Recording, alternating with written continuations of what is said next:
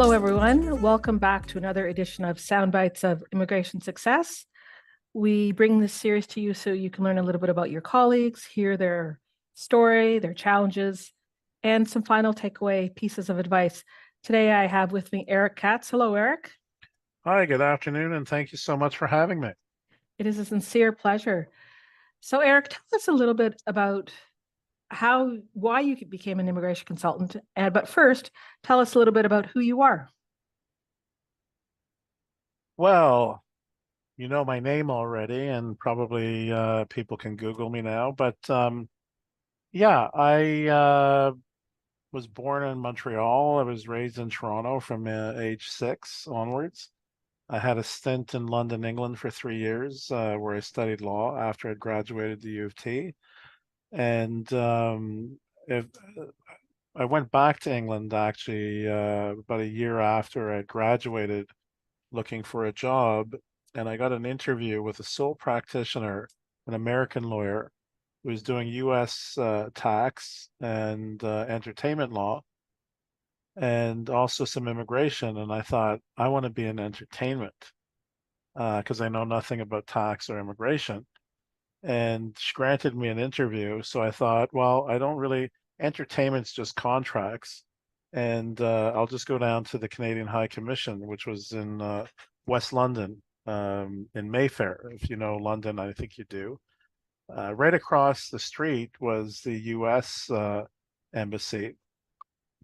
And back in the day when there was only paper, I walked in to the immigration door was on the side of the High Commission. And there was a huge lineup there. And I looked across the square at the US Embassy and they had another massive line. And I thought, if I can't find a job in this good old London town, I know what I'm going to do. And it was like a light bulb going off above me, a virtual light bulb. And I thought, you understand the law in general, so you need a bit of marketing, and the rest is just giving the best damn service you can give to your client because it's not about you, it's about them. And what I mean about them is if you let your ego take over all your actions, you may not make the right decisions, not only with your cases, but in your life choices. And that's not an easy thing to do because sometimes my ego has taken over. But at the end of the day, I think I came back to Toronto and I volunteered at a law firm called Mammon Krantz at the time, Ben Krantz and Giddy Mammon. I'm still in touch with Ben, and I'm actually going to the World Series wildcard game next week on the Oh, how 10th. exciting. Yeah, very Hopefully, exciting. hopefully the Blue Jays will be in it. Hopefully. And I learned a lot there just by observing. I was there a volunteer for a few months. And then sometime in the autumn of 1994, late 94, I filed an application to become a member of the Organization of Professional Immigration Consultants, which you and your mother were founders of, part of the founders. And it took place at the Smith Lyons law firm, which was eventually amalgamated with, oh my God, Gowling's law firm, which is a national firm. And that's where I met you and your mom, Fran, and Harry Goslet, and the Moores, Don Moore, Gary Moore, uh, Charles Play, uh, Allie? Ali Amlani, the great Ali Amlani. And I was very humbled in that environment because, as you know, you and I were 50% younger back then. We were the new kids on the block in sync, it was exciting because there was a quiet I felt the room was, it was a huge law firm with a huge boardroom table.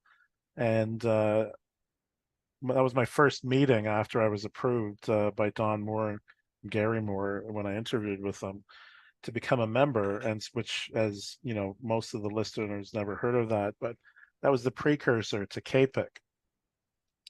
And CAPIC was a merger of two different associations that had always lobbied for regulation for consultants because we knew some of the shadiness was ruining our reputations. And that's where I found my place in life. It was weird. I walked into it backwards on that day in England, and and I never thought this day would come when I'd be, 28. Well, no, it's between 28 and 29 years. So you probably got a few years more experience. But it was mentorship though, right? So It was. Well, thanks for that trip down memory lane. yeah. And for those in our audience, it was actually my mom was one of the or founders of OPIC. I was just a little person in the office doing some work for her. But yes, that's where Eric and I first met around that table, and it was exciting because it was really at the start of the industry, and it was Yes. we were with the giants of the industry then, who really many of them are just at the tail ends of their career, have retired. I Hmm. just spoke to Harry not long ago. So I love the way you said you just sort of ended it backwards. And I've spoken to other consultants through this podcast series, much the same way. But what's so exciting now, Eric, is that there are people who are entering the profession because they want to be immigration consultants.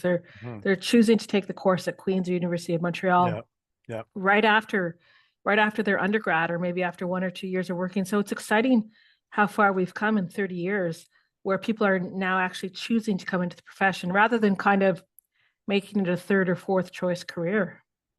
Well, yeah. I mean, you know, the fact that there's an act, a federal act, I don't think people really realize the power of that to our existence. The act itself makes us uh, we're professionals as our engineers and other people because we are recognized and regulated through an arm's length uh, body. That's the governance is shared by both consultants and directors from appointed by the government. And again, I think before we were talking, you know, I would mention something about one of my uncles who said, you need to know how to do everything. If you're going to do this, you can't just do one thing. And I found that out the hard way when in 2001, September 11th, also known as 911, um, all of a sudden, they had put together the new act probably within 6 months to a year, 2002, I think. And also the ministerial instructions that seriously narrowed down the number of people that could come in. And I don't know if you obviously do remember the occupation list was 24 and was 30 or 38.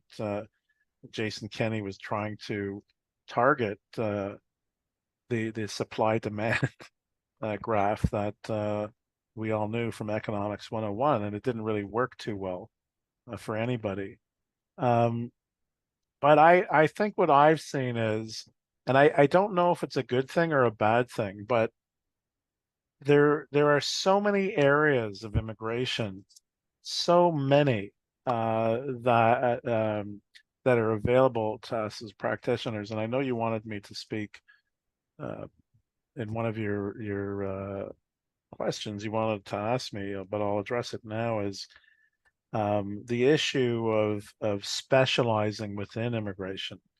And my personal feeling is immigration is the specialization, and you cannot complain if you're not doing everything to keep your practice alive, because there's all kinds of enforcement matters that you can avail yourself of.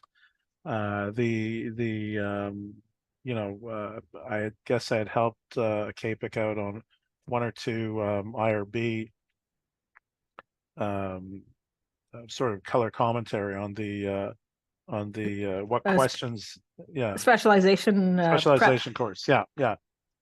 And I'd asked one of the younger consultants who I was studying with, who I've since started working with, not working with, but providing him mentorship, that a lot of people were just taking the course to have the letters by their name, which is fine. It's fine as a marketing tool, but the amount of work, that is available running to the detention center, doing the immigration division cases, doing the appeal division cases, really, even if you're not going to practice in that area, it's still an area um, that is available to you if things would say dry up, doing only sponsorship cases or only doing LMIAs, and the just going back to the for those who don't know, the previous act was incorporated in 1976. And then 2002 was a reaction to the 911 situation.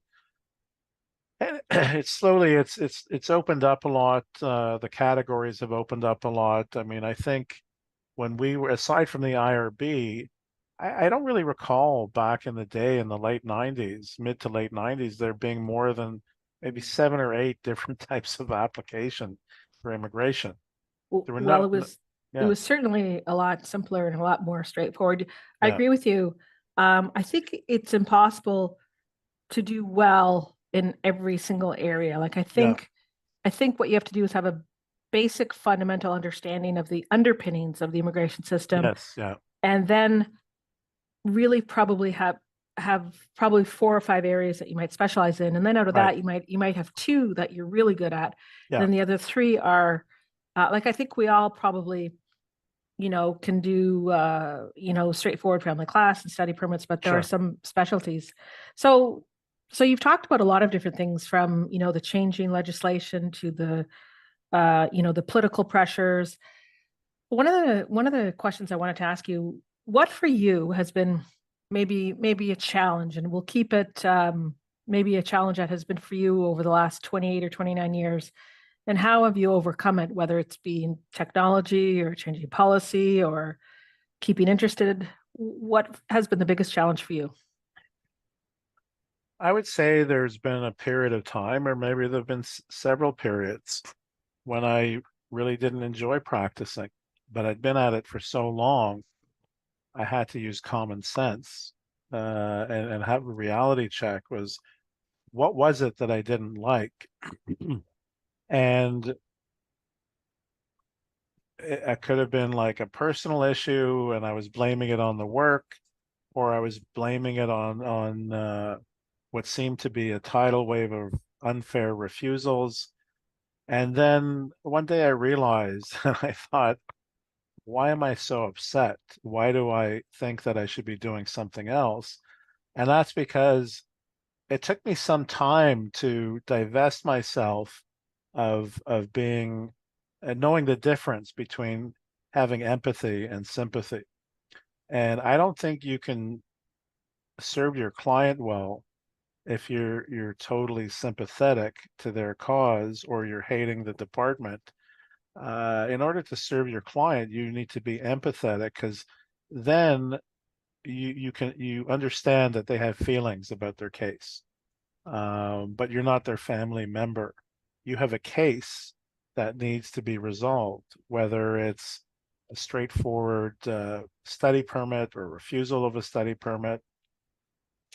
Um, Maybe a work permit's been refused and you've got a big company that's relying on you to get a key person in. And so because of that, and I defer to our colleague Mario Bellissimo because he had a great seminar last Thursday, September the 27th, talking about all the issues of misrep or the unfair decisions that we're having now. Now I'm talking about technology wise, the AI or the number of AI algorithms that are out there to make decisions, which I think I can see why some people would be afraid of it.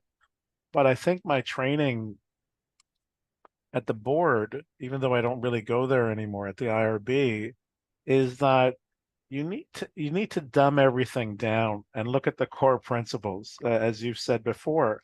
Go back to what the foundations are in Canadian immigration, and fairness, the duty of fairness, so important. Has the officer, has a human being made the decision on your case, and not a machine, because it's a human that needs to make the decision. Was there a detailed analysis in the GCMS notes in your ATIP report that came to a logical conclusion in refusing the case? Sometimes there's none. And I get excited. I really get excited when they haven't discharged their duties, because all you have to do is look in the enforcement manuals, and there's got to be 30, 35 enforcement manuals. But now with technology, um, I'll just type in Google IRCC procedural fairness letter, and then there's like a huge amount of stuff that tells you what an officer's duty is. So you don't have to go to federal court. You can refile that case and claim unfairness, um, you know, and state what the officer's duty was when coming to their decision. State the fact that they did not discharge their duty of fairness, and therefore the issue of prejudicial bias comes on behalf of the officer. And so what we do then is, you do need to have one or two cases, but if there's only one case, most people would know the Vavilov case. Um, somewhere between paragraph 80 or an 85, the judge who read the judgment in there talks about the duty of fairness, mentions other cases. There's links on there. You can go and read those other cases that support, that how they came to the Vavilov decision. And the one thing that I love in there, they talk about an officer's duty is to give a detailed and rational analysis before they come to their conclusion. Otherwise, they're being unfair. So I think the only way to go about containing the AI is you don't have to be an IT person to understand the mechanics of it. You have to use good old common sense reasoning and logic, fact-based logic. And if it's not in the notes, then I think you stand an amazing chance of winning your case on refile, because I I think at the and I know I'm going over my time, but I just want to finish off with a That's couple okay. I've things. got two more questions left, but that's okay. Okay. So I remember at the NCIC conference in Ottawa, um, the lawyer who was talking about Vavilov, I forget his name. He was counsel for Vavilov. Oh, Uh, Ron Polton. yes, Ron Polton. And he started saying there's no longer a reason to be deferential if one visa post is clobbering you overhead. Those are my words. He said you should be writing your refile submissions as if you were writing to the judge. And I've probably been successful in 80% of my refiling following his wisdom, because you're basically providing a trap for the next officer, which usually would be a senior officer or the program manager. And they would have to send it over to justice and say, I'm not sure what to do with this. I'm leaning towards refusing it. And they'll say, don't waste your time. Your officers didn't do their job. And so then often they get approved. And I also sat in on a US law firm's CPD. It was an immigration firm in New York City.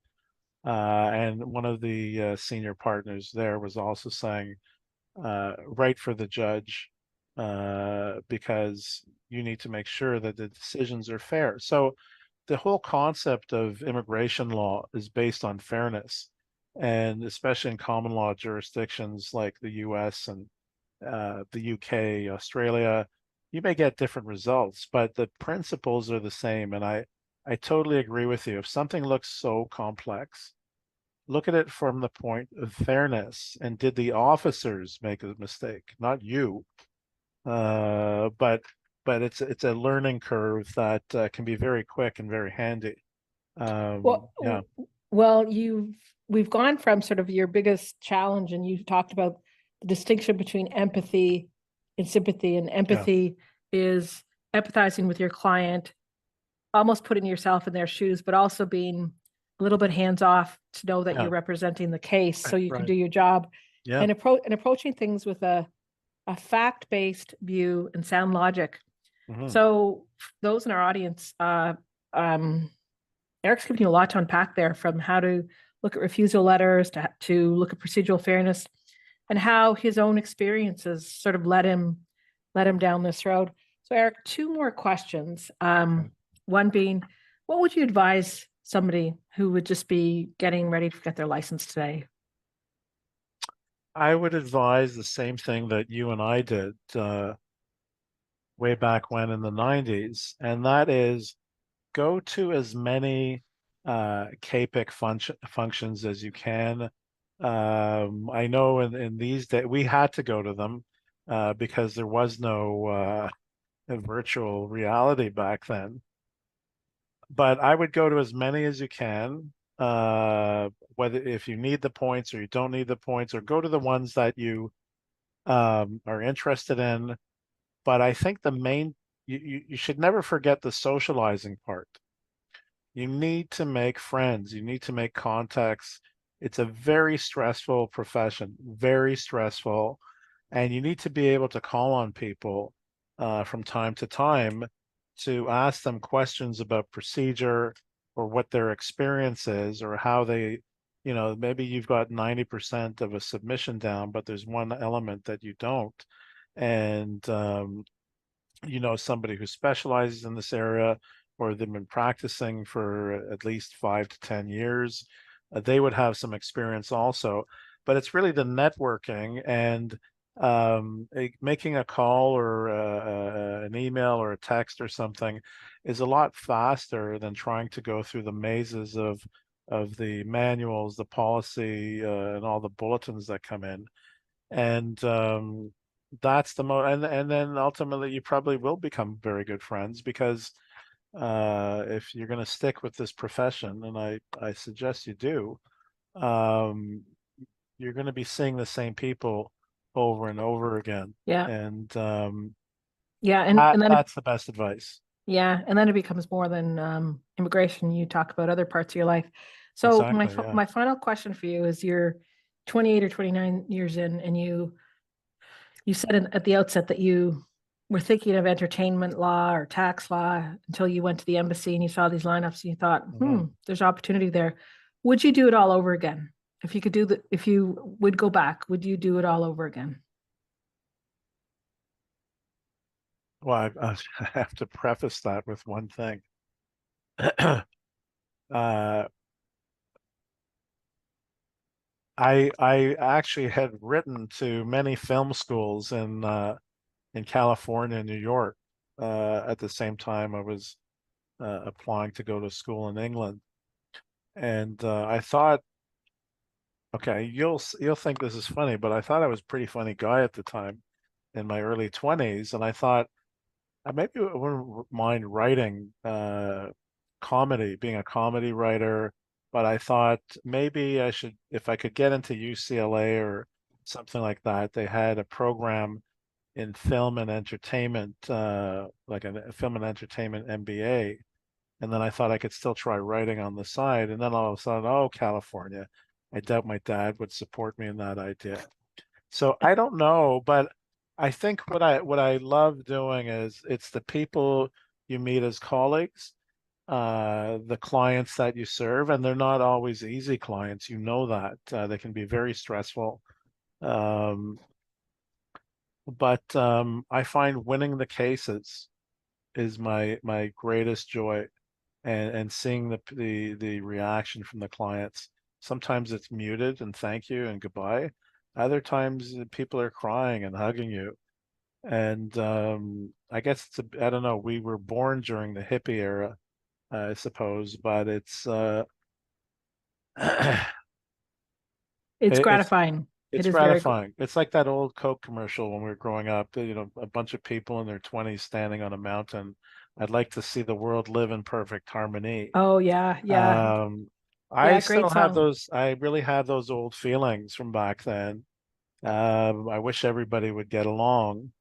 And I like to think that, we as human beings, we have all these goals of moving mountains, but I think we've moved a few rocks in our time in the right direction, and that's something I'm proud of. Well, thank you, Eric, for keeping it all in harmony here. And it's true.